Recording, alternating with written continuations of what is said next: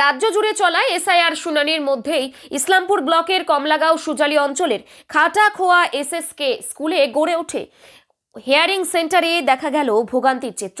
দীর্ঘক্ষণ লাইনে দাঁড়িয়ে অসুস্থ হয়ে পড়ে নাসমা খাতুন নামে এক মহিলা। সঙ্গে সঙ্গে তাকে লাইনের বাইরে নিয়ে গিয়ে চিকিৎসার ব্যবস্থা করা হয়। এই ঘটনার পরেই ঘটনাস্থলে তৎপর হন কমলাগাঁও সুজালি অঞ্চলের প্রধানের ইনচার্জ লতিফুর রহমান।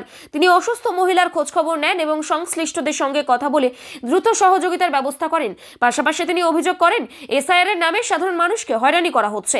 তার বক্তব্য, এর যোগ্য জবাব মানুষ 2026 সালের বিধানসভা নির্বাচন দেবে।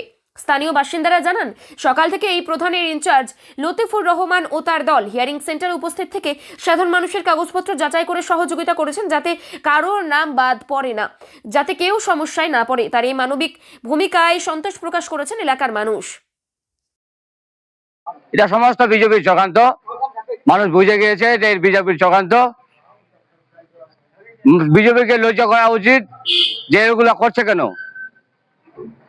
এই যে বিজেপির চক্রান্ত ধরে আমাদের সাধারণ লোকের হ্যারাসমেন্ট করাচ্ছে, আর আমাদের সাধারণ লোকের যে সুযোগ সুবিধা, আমাদের কমলাগাঁও সুজালি অঞ্চলের যে প্রধান আছে লতিফুর রহমান, উনি জনগণের পাশে থাকে, উনি মানুষের উন্নয়ন করেছে, রাস্তাঘাটে উন্নয়ন করেছে। উনাদের মতো প্রধান হওয়াটা খুবই ভালো, জনগণের খুব সুবিধা।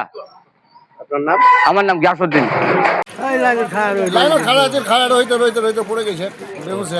কিসের লাইন?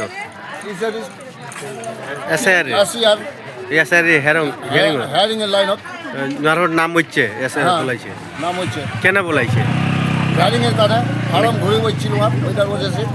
কি কারণত ঘুরে হচ্ছে? फार्म तो कौन कारण तो कमानी पार्टी नहीं फार्म तो घूरे जब कौन कारण होते हैं कौन कारण या नाम गलत है या कोई और चीज़ है की है कहाँ से वो तो सरकार बात बात कहना वापस तो कोले कहना नहीं कोले लाइन हमरा कमानी पार्टी लाइन लागे कत घंटे दाঁড়াই ছিল? करीब 1 घंटा थे। 1 घंटा থেকে 1 घंटा तो दाঁড়া আছে। লাইন কি খুব বড় আছে? লাইনটা বড় আছে। কোন এলাকাতে হচ্ছে এটা হিয়ারিং? হ্যাঁ, কে দূর হচ্ছে হিয়ারিং? বেলচুরি। যা অসুস্থ হয়ে পড়েছেন, ওর নাম কি? নামটা কি জানা? আসমা খাতুন। কি হবে তোমার? আমার ভাতিজি হবে।